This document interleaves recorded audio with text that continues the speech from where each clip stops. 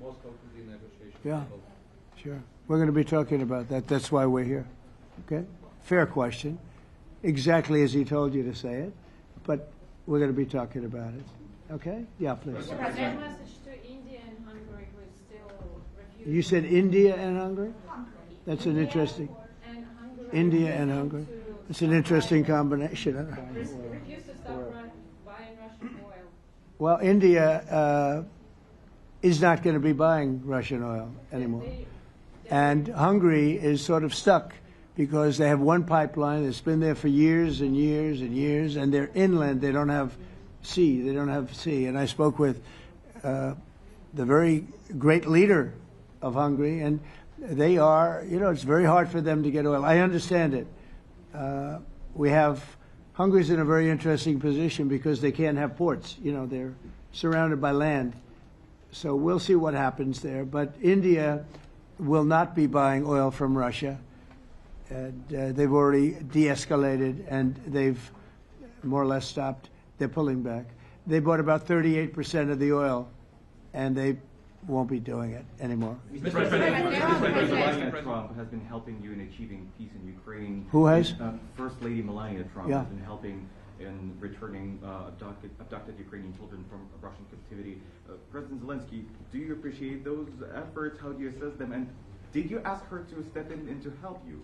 No, she wanted to do it. She just felt very strongly about the children, and she's done a really good job, I think, in bringing it to the fore. We have a lot of children involved. Now, it's some people say it's 20,000, and some people say it's 300.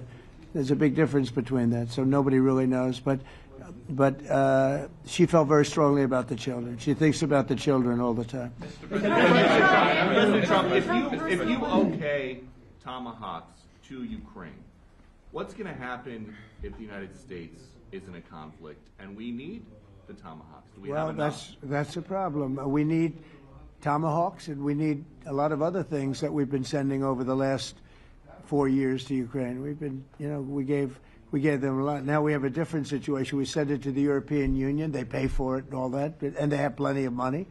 But it's beyond the money. We need tomahawks, and we need a lot of other weapons that we're sending to Ukraine. And one of the reasons we want to get this war over is exactly that. It's not easy for us to give. You're talking about massive numbers of very powerful weapons. So that's one of the things we'll be talking about. Hopefully they won't need it. Hopefully we'll be able to get the war over with without thinking about tomahawks. I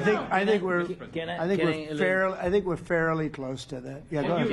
Can I say, yeah, please. Just to understand. So for today, of course, we want to finish this war, but the war is another technological war.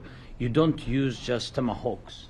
If you want to target a military goal, you need thousands of drones. It goes together with such missiles. Ukraine has such thousands of our production drones, but we don't have tomahawks. That's why we need tomahawks. But United States is a very strong production, and the United States has tomahawks and other missiles, very strong missiles. But they can have our thousands of drones. That's why where we can work together, where we can strengthen American production. And so just so that I understand, so you're suggesting kind of a trade. If President Trump okays Tomahawk missiles to help you launch yes, it's into about Russia, military goals. It's only about military goals. Right, but then you would authorize some kind of an exchange where yes, of course. the U.S. Yes, we Ukrainian. have proposition.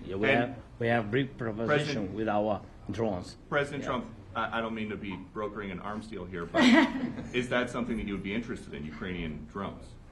We are, yeah, we would. We have a lot of drones right now. We build our own drones, but we also buy drones from others, and they make a very good drone. I mean, drone warfare has really come to the fore over the last couple of years because of this war. I will say, there's nothing like the jets. We knocked out a lot of drones in Israel. We were knocking them out for Israel, and we were doing it with extremely fast and powerful jets, following the drones and knocking the hell out of them. So, we know a lot about the drones, and we know a lot about the great jets, the great ones.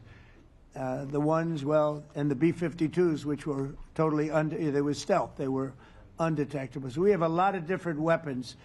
And, you know, I have an obligation also, though, to make sure that we're completely stocked up as a country, because you never know what's going to happen.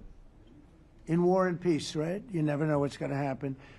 So we're going to be talking about Tomahawks, and would much rather have them not need Tomahawks. Would much rather have the war be over, to be honest, because, you know, we're in it to get the war over. We're selling a lot of different types of weapon, as you know, to the European Union. We're not in it for that. We're in it to get it over. We're losing thousands of people a week, thousands of people, Russian, Ukrainian, and mostly soldiers. I mean, mostly soldiers. But we're in it to see that end. And if we can end quickly, and I think we can. I mean, I had a very good talk yesterday. We're going to be talking about it. But I had a very productive talk yesterday with President Putin. We'll see what happens. But the war in the Middle East was far more complicated. We got that one done. And I think we have a good chance. I think President Zelenskiy wants it done, and I think President Putin wants it done. Now all they have to do is get along a little bit. Can you give us an update on the trade negotiations with China, or perhaps Secretary Bessent? Yeah, I will.